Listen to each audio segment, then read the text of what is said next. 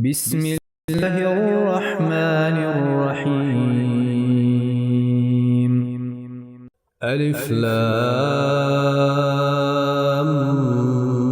ميم را. تلك آيات الكتاب والذي أنزل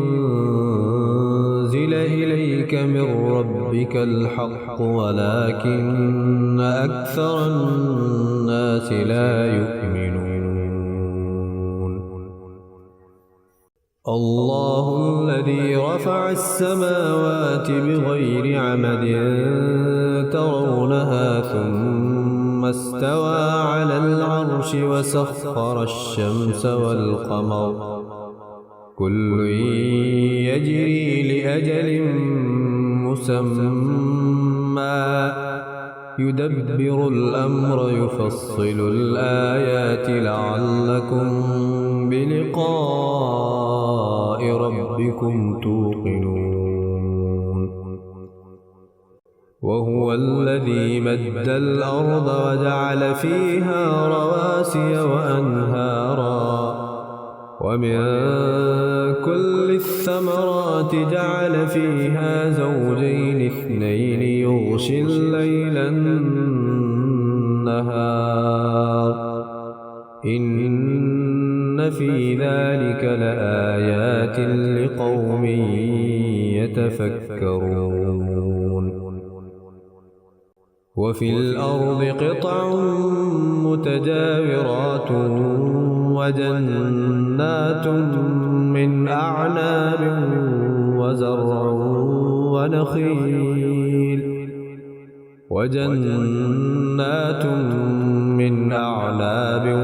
وزرع ونخيل صنوان وغير صنوان يسقى بماء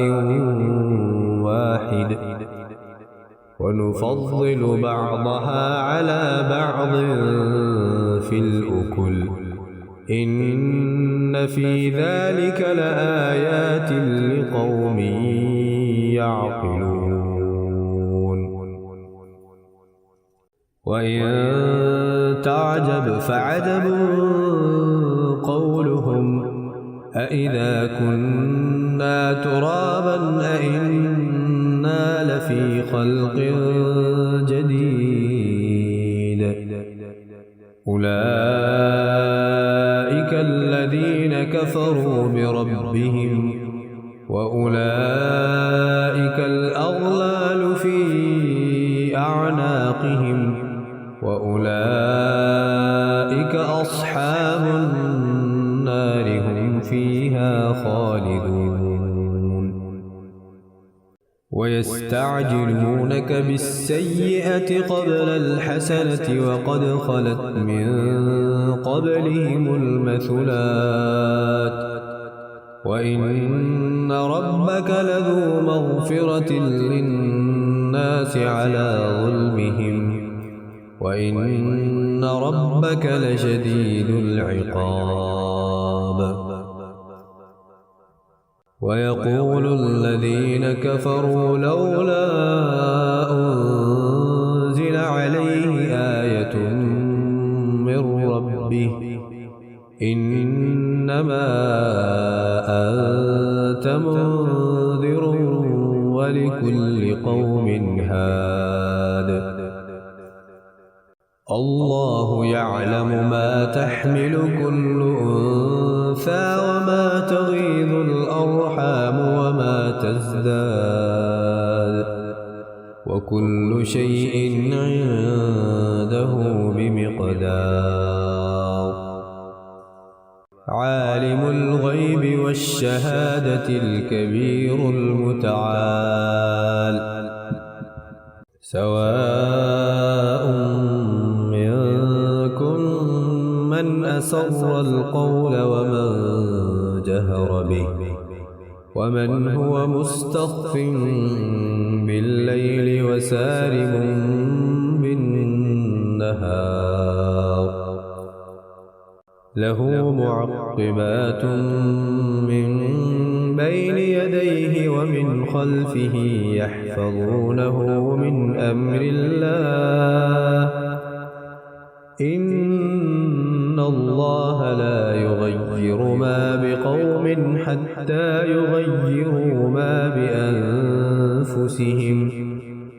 وإذا أراد الله بقوم سوءا فلا مرد له وما لهم من دونه من وال هو الذي يريكم البرق خوفا وطمعا وينشئ السحاب الثقال ويسبح الرعد بحمده والملائكة من خيفته ويرسل الصواعق فيصيب بها من يشاء وهم يجادلون في الله وهو شديد المحال له دعوة الحق والذين يدعون من دونه لا يستجيبون لهم بشيء إلا كباسط كفيه إلى الماء ليبلغ فاه وما هو ببالغه وما دعاء الكافرين إلا في ضلال ولله يسجد من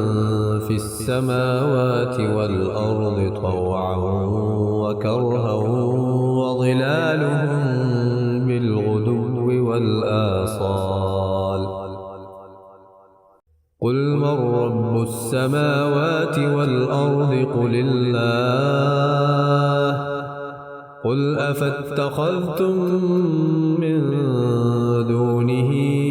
أولياء لا يملكون لأنفسهم نفعا ولا ضرا قل هل يستوي الأعمى والبصير أم هل تستوي الظلمات والنور أم جعلوا لله شركاء خلقوا كخلقه فتشابه الخلق عليهم قل الله خالق كل شيء وهو الواحد القهار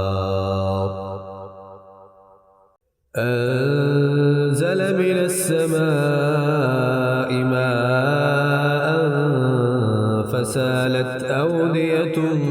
بقدرها فاحتمل السيل زبدا رابيا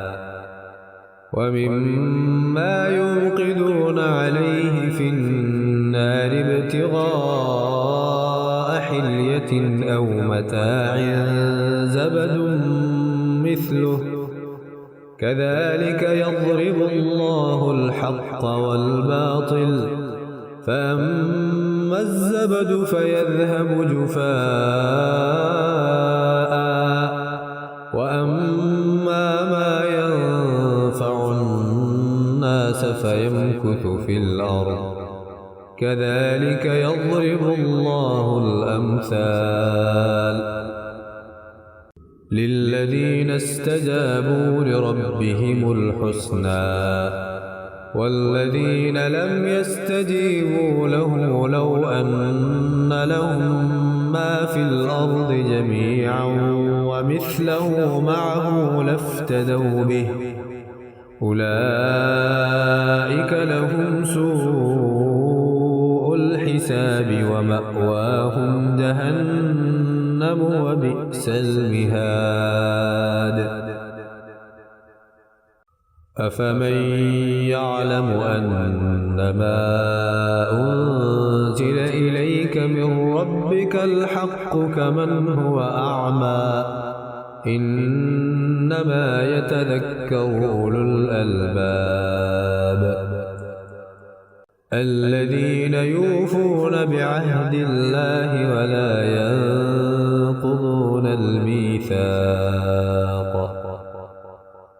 والذين يصلون ما أمر الله به أن يوصل ويخشون ربهم ويخافون سوء الحساب والذين صبروا ابتغاء وجه ربهم وأقاموا الصلاة وأنفقوا مما رزقناهم سرا وعلانية ويدرؤون بالحسنة السيئة أولئك لهم عقبى الدار جنات عدن يدخلونها ومن صلح من آبائهم وأزواجهم وذرياتهم والملائكة يدخلون عليهم من كل باب سلام عليكم بما صبرتم فنعم عقبى الدار والذين ينقضون عهد الله من بعد ميثاقه ويقطعون ما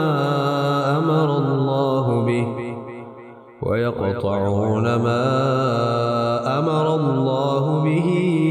أن يوصل ويفسدون في الأرض أولئك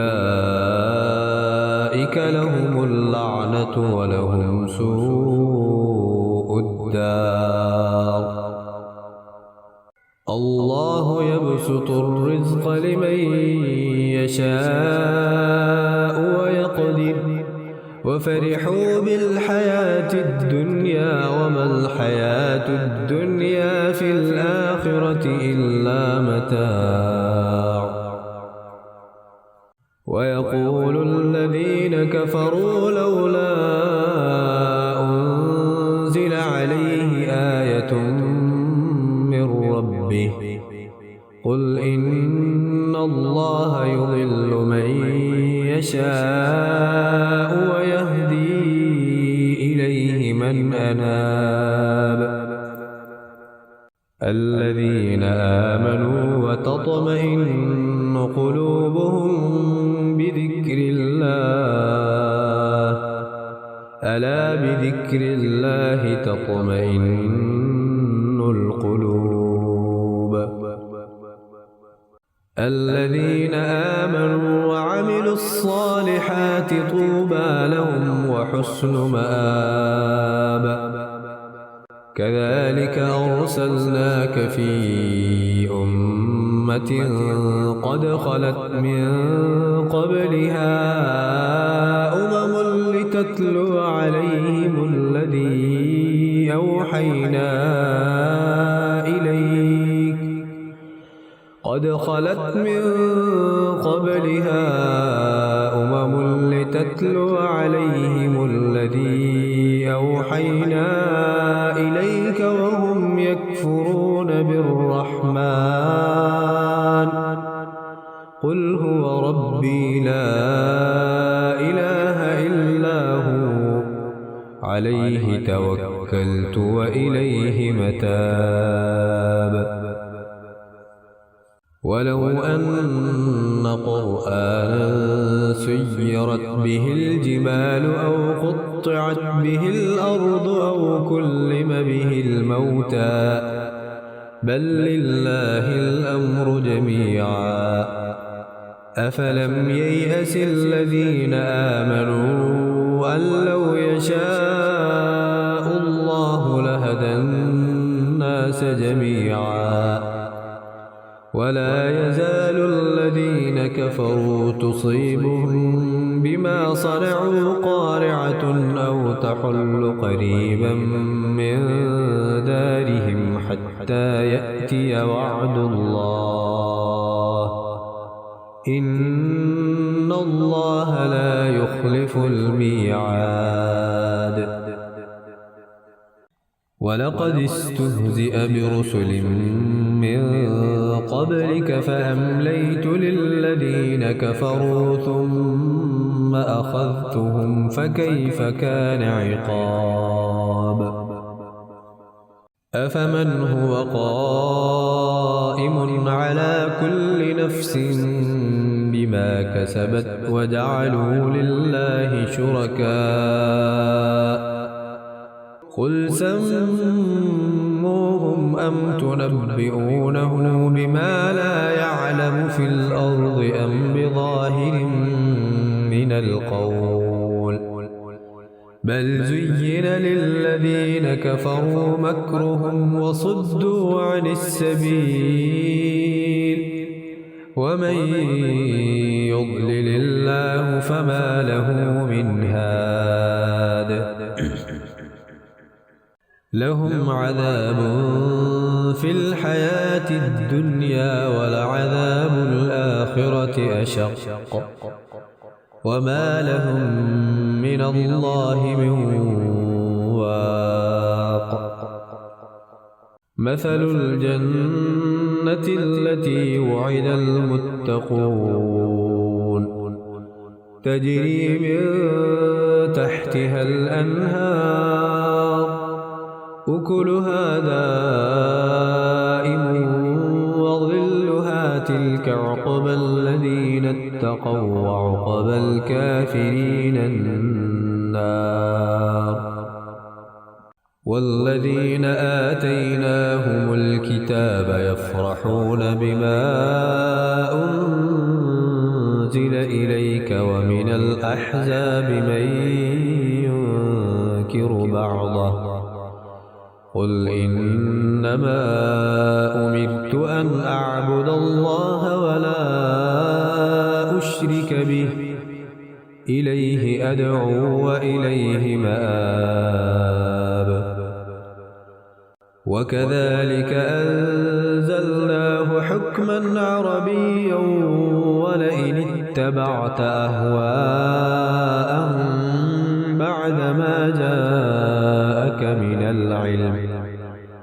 ما لك من الله من ولي ولا واق ولقد أرسلنا رسلا من قبلك وجعلنا لهم أزواجا وذرية وما كان لرسول أن يأتي بآية إلا بإذن الله لكل أجل كتاب يمحو الله ما يشاء ويثبت وعنده أم الكتاب وإما نرينك بعض الذي نعدهم أو نتوفينك فإنما عليك البلاغ وعلينا الحساب أولم يروا أنا نأتي الأرض ننقصها من أطرافها والله يحكم لا معقب لحكمه وهو سريع الحساب وقد مكر الذين من قبلهم فلله المكر جميعا يعلم ما تكسب كل نفس وسيعلم الكفار لمن عقبى الدار ويقول الذين كفروا لست مرسلا قل كفى بالله شهيدا بيني وبينكم ومن عنده علم الكتاب